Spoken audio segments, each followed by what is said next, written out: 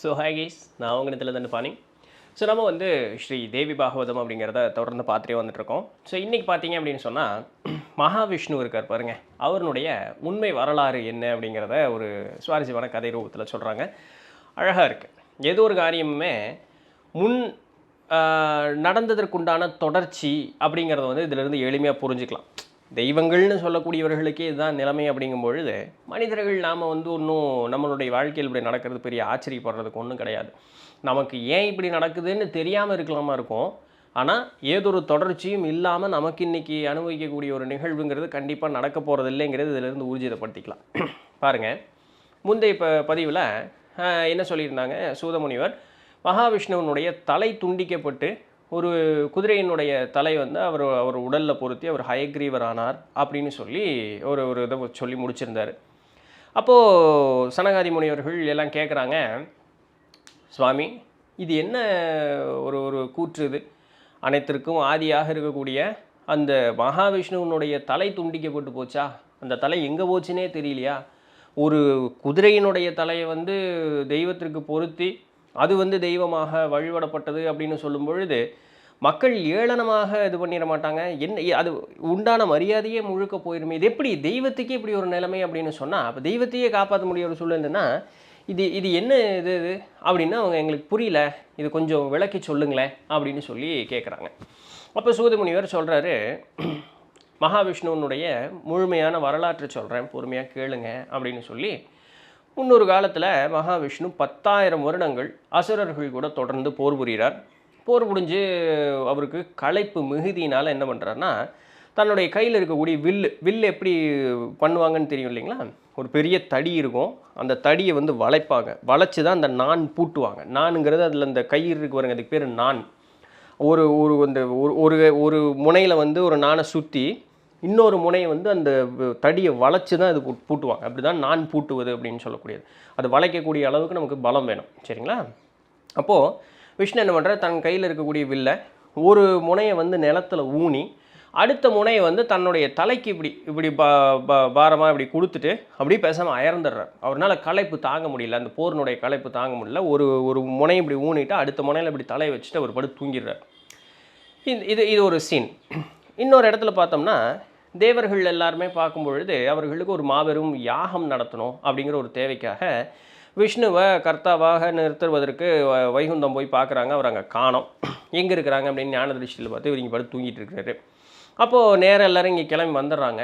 வந்தோடனே சரி, தூங்குறவங்க எழுப்புறது பாவம், அதனால் அப்படி இருப்போம் அப்படின்னு சொல்லிட்டு அந்த இடத்துல அப்படியே அமைதியாக அந்த இடத்துல அப்படியே இருக்காங்க. இருக்கும் பொழுது அவரும் இப்போ எந்திரிப்பார் அப்போ எந்திரிப்பார்னு எல்லாம் பார்க்குறாங்க. மனுஷன் எந்திரிச்ச வாட்டையே காணோம் சுத்தமாக. ஏன்னா அவ்வளோ அயர்ந்த தூக்கம் களைப்பின் மிகுதியினால். இப்படி எவ்வளோ நேரம் தான் இப்படி இருக்கிறது, அவரும் எப்போ தூக்கம் எந்திரிக்கிறது, நம்ம எப்போ போய் யாகத்தை நடத்துறது, இதற்கு மாற்று வழி என்ன அப்படின்னு சொல்லி தேவேந்திரன் வந்து இதர தேவர்களை பார்த்து கேட்க, அந்த இடத்துல இருந்து உருத்திரர் வந்து சொல்கிறாரு, தேவேந்திரனே இவர் இப்போதைக்கு எந்திரிக்கிற மாதிரி ஒன்றும் தெரியல, என்ன பண்ணுன்னா அந்த பூலோகத்தில் செல்லுன்னு ஒரு சின்ன உயிரினம் இருக்குது. நம்ம அரிசியில் ஊருமில்ல செல்லு, அந்த செல்லுன்னு ஒரு சிறு உயிரினம் இருக்குது. அந்த செல்லாக மாறி நீ என்ன பண்ணுன்னா அங்கே போய் அந்த நானை வந்து அறுத்துட்ரு.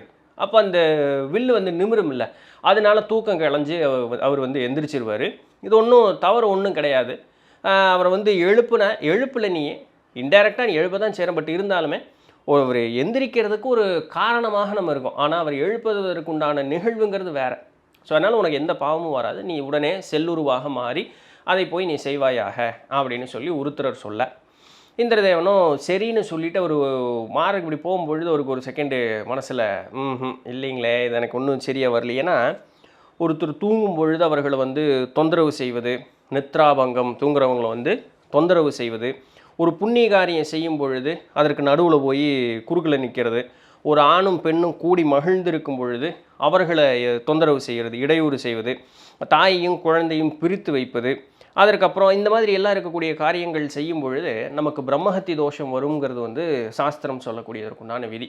இப்போது அவர் தூங்கிட்டு இருக்காரு, நான் செல்லுருவாக போகிறேன், நான் இன்டைரக்டாக தான் ஒரு காரியம் பண்ணுறேன் அப்படின்னு சொன்னாலுமே இது எனக்கு ஒவ்வொலிங்களே, எனக்கு மனசு வந்து இன்னும் சரிப்பட்டு வரமாட்டேங்குது அப்படின்னு இந்திரதேவன் சொல்ல, உடனே பிரம்மதேவர் வர்றாரு. உடனே அதெல்லாம் ஒன்றும் ஆகாதப்பா, சீக்கிரம் வந்து அவர் எழுப்புனா நம்ம வந்து உனக்கு நான் அவல் பாகம் தர்றேன், ஒன்றும் பிரச்சனை இல்லை, உனக்கு வேணுங்கிறது எல்லாத்தையும் நான் பிரம்மதேவர் சொல்கிறேன் இந்திரனை பார்த்து, உனக்கு எல்லாம் வேணுங்கிறதெல்லாம் தர்றேன், அவர் எழுப்பி விடப்பா, சீக்கிரம் யாகத்தை நடத்தி முடிப்போம், அதெல்லாம் ஒன்றும் வராது, அவரும் ஒன்றும் டென்ஷனெல்லாம் ஆக மாட்டார் அப்படின்னா, சரி ஓகே பிரம்மதேவரே சொல்கிறார் அப்படின்னு சொல்லிட்டு இந்திரதேவனும் செல்லுருவாக போய் நானை வந்து அறுக்கிறார். இப்போது நம்ம பயன்படுத்துகிற வில்லு வந்து அதுவே பயங்கர பலம் இருக்கும். தெய்வம் பயன்படுத்துறது 10,000 வருஷம் போர் புரிஞ்சும் அது ஒன்றுமே ஆகாத அளவுக்கு வலு இருக்குன்னா அப்போ அது எப்படி இருக்கும், அந்த டென்ஷன் எப்படி இருக்கும். இவர் ஒரு பக்கம் நான் அறுத்து விட்ட உடனே அந்த வளைஞ்சிருக்கிற வில்லு டொங்கன்னு இப்படி நேராக நிமிரும் பாருங்க. இவர் என்ன பண்ணிட்டு இருக்கிறார் விஷ்ணு, ஒரு பக்கம் தானே இப்படி கழுத்தை வச்சு தூங்கிட்டு இருக்காரு, அட்டிச்சு அட்டியில் கழுத்து தனியாக துண்டாய் பறந்துருச்சு. இப்போ இந்த வில்லு பட்டார் இப்படி வந்தோடனே வான்மண்டலம் ஒரு செகண்ட் ஓப்பன் ஆகிடுச்சு, அப்படி கவால்னு மேகங்களெல்லாம் களைஞ்சு போய் இட்டி மின்னல், அந்த பூமி ஒரு செகண்ட் கட்ட கட்ட கட்ட கட்டான்னு பூமி ஆடி 3 உலகங்களும் ஒரு செகண்ட் ஏய் என்னடா அது அப்படிங்கிற அளவுக்கு ஆகிப்போச்சான். அந்த ஒரு வில்லு நிமிர்ந்ததனுடைய அந்த விசை வேகம் எல்லாம் பயங்கரமாக புழுதி வறந்து ஒரு ஏதோ ஒரு பிரளயமே வந்தார் போல் அந்த இடத்துல ஆயிடுச்சு. அந்த புழுதியெல்லாம் செட்டில் ஆகி பார்த்தா தலைவர் கழுத்தில் உடம்புல தலையை காணோம். தேவர்களுக்கு என்னடா அது இங்கே இப்படி ஒரு காரியம் நடந்து போச்சே அப்படின்னு என்ன சொல்ல முடியும். தலையை காணோம், எங்கே போச்சுன்னு தெரியல தலை, சரிங்களா. இப்போ தலையை காணோம், எங்கே போச்சுன்னு தெரியல. தேவர்களாக ஒரு குமுறுறாங்க. இது வந்து மனிதர்களாலும் நடக்கலை, அசுரர்களாலும் நடக்கலை, தேவர்கள் நம்மால் நடந்துதா இப்படி ஒரு காரியம், என்ன இப்படி ஒரு கொடுமையான ஒரு பாவமா, இது என்ன இங்கே போய் சொல்ல அப்படின்னு சொல்லி அவர்கள் அழுது புறம்ப. இப்போது என்ன தான் பண்ணுறது, திருப்பி எப்படி உயிர் கொண்டு வரைக்கிறதுன்னு அவர்கள் ஒன்றும் புரியல. தேவகுருவான பிரகஸ்பதி வர்றார், குரு பகவான் வர்றார், தேவேந்திரனை பார்த்து சொல்கிறார், மனித சங்கல்பம், அதற்கப்புறம் மனித பிரயத்தனம், தெய்வ பிரயத்தனம் 2 இருக்குது. மனுஷன் வந்து தெய்வத்தினுடைய அருள் இல்லாமல் ஒன்றும் செய்ய முடியாது. தெய்வம் ஒன்று செய்யுதுன்னா அது மனுஷனுக்கு உகந்ததாக இருக்கும், அது சரியானதாக தான் இருக்கும். அப்படி வச்சு பார்க்கும்பொழுது 2மே ஒன்று தான். ஸோ இப்போ நடந்த நிகழ்வு அப்படின்னு சொல்லக்கூடியது 2 ஒன்று தான், கவலைப்படாதுன்னு. தேவேந்திரன் அதை ஏற்றுக்கிற மாதிரி இல்லை. சுவாமி மனுஷ பிரயத்தனத்தெல்லாம் விடுங்க, அவன் ஏதோ தெரிஞ்சோ தெரியாமல் செய்கிறான், தெய்வத்தினுடைய அருளோடு அவன் வாங்கி செய்கிறான், அவனுக்கு ஏதோ ஒரு இடத்துல ஒரு ஹைட் ஒரு தேவைப்படுது, ஒரு தெய்வ அருள்ங்கிறது அவனுக்கு தேவைப்படுது. ஆனால் இந்த இடத்துல தெய்வத்திற்கே இப்படி ஒரு நிகழ்வு நடந்ததுன்னா அது எப்படி தெய்வமே முடிவு ஒன்று, தன்னை தானே கொண்டுக்கிறதுக்கு தெய்வம் முடிவு பண்ணுமா, என்னது அபத்தமான ஒரு இதாக இருக்குது. இது தெய்வ பிரயத்தனம் மனுஷ பிரயத்தனம் எல்லாம் ஒன்று தானே, அப்போ அந்த தெய்வத்தினுடைய தலை அருந்திருக்க கூட கூடாது, என்னது அபத்தமான ஒரு இதாக இருக்குது அப்படின்னு கேட்க பிரம்மதேவர் குறுக்கிடுறார். காலத்தினுடைய வினை அப்படிங்கிறது யாரையும் விடுவது கிடையாது. மனித உரு அப்படின்னு ஒன்று எடுத்துட்டாங்க அப்படின்னு சொன்னால், மனித உருங்கிறத காட்டிலும் ஒரு உயிர் உடல் தாங்கி வந்துடுச்சு அப்படின்னு சொன்னால் அந்த உடலுக்கு நல்வினை தீவினை அப்படிங்கிறது ஏற்பட்டே தீரும், அதில் எந்த விதமான மாறுதலும் கிடையாது. அந்த நியதிக்கு இன்றைக்கி திருமாலும் உட்பட்டவர். ஏன்னா ஒரு உரு தாங்கி நிற்கிறார். அவர் வந்து இதில் உண்டான சுக துக்கம் அப்படிங்கிறத அனுபவிச்சே ஆகணும். இப்போ நடந்த நிகழ்வு அப்படிங்கிறது துக்கத்திற்கு உண்டான நிகழ்வு, அதை அனுபவிச்சு தான் ஆகணும், அதற்கு மாற்று கருத்து அப்படிங்கிறது கிடையவே கிடையாது. ஸோ அதனால் இந்த மாதிரி கால கருமத்திற்கு உட்பட்டு செய்யக்கூடிய காரியத்திற்கு உட்பட்டு ஒரு உரு தாங்கி நிற்கும் பொழுது அவர்கள் இந்த இன்ப துன்பங்களுக்கு ஆளாவர் அப்படிங்கிறது இன்றைக்கி விஷ்ணு மட்டும் அதற்கு உண்டானவர் கிடையாது. முன்னொரு காலத்தில் நான் என்ற அகம்பாவம் கொண்ட காரணத்தினால சிவபெருமான் என்னுடைய பிரம்மதேவர் சொல்கிறார், சிவபெருமான் என்னுடைய தலையை கிள்ளி எறிஞ்சார் இல்லையா. அதுக்கப்புறம் யார் கௌதமரனுடைய சாபத்தினால தேவேந்திரன் வந்து 1000 யோனி உடைத்தவனாக அவர் வந்து போகிறது இல்லையா. பிரகஸ்பதியினுடைய சாபத்தினால சந்திரதேவன் வந்து சயரோகியாக போனது இல்லையா. ஸோ அது மாதிரி அதுக்கப்புறம் இன்னொரு அகத்தியனுடைய சாபத்தினால இந்திரதேவன் அதே பூமிக்கு விழுந்து பிரம்மஹத்தி தோஷத்தினால பிடிக்கப்படலையா. ஸோ உடல் தாங்கி ஒரு உயிர் அப்படிங்கிறது வந்துடுச்சுன்னா அது இன்ப துன்பத்தை அனுபவித்து தான் ஆகணும், அதுக்கு மாற்றுக்கிறது கிடையாது. இப்போ இதற்கு மாற்று வழி என்னங்கிறத பற்றி மட்டும் யோசிப்போம். இது ஏன் நடந்தது, எதுக்கு நடந்தது அப்படிங்கிறது எல்லாத்தையும் நாம் விட்டு போட்டு இதுக்கு மாற்று வழி என்னங்கிறத யோசிப்போம். அப்போது இது எல்லாத்திற்கும் ஆக்கமாகவும் ஆதியாகவும் இருக்கக்கூடிய பராசக்தி நம்ம வந்து வழிபட்டுருவோம், சரிங்களா. ஸோ அவங்க தான் இதற்கு உண்டான கரெக்டான தீர்வு சொல்லுவாங்க அப்படின்னு சொல்லி பிரம்மதேவர் என்ன பண்ணுறார், 4 வேதங்களுக்கும் உருவாக கொண்டு வர்றார். 4 வேதங்களையும் உருவமாக்கி கொண்டு வர்றார், சரிங்களா. அப்போ 4 வேதங்களும் 4 உருவங்களாக வந்து நிற்கிது. அப்போ பிரம்மதேவர் என்ன சொல்கிறாரு, நீங்கள் என்ன பண்ணுங்கன்னா பராசக்தி தேவியை துதிங்க, அவர்களை வந்து வரவழைப்பதற்கு அவர்களுடைய துதி பாட வேண்டும் அப்படிங்கிறாங்க. ஸோ அது ஒரு துதி இருக்குதுங்க, ரொம்ப பெருசுங்க அந்த துதி. சொல்லட்டுமா, சொன்னால் அது இது சரி. மகேஸ்வரியே, மகாமாய சக்தியே, பிரபஞ்சங்களை உற்பத்தி செய்யும் தாயே, சங்கரனுக்கு பிறையுமூட்டும் சிவகாமியே, உனக்கு எமது வணக்கம், சரிங்களா.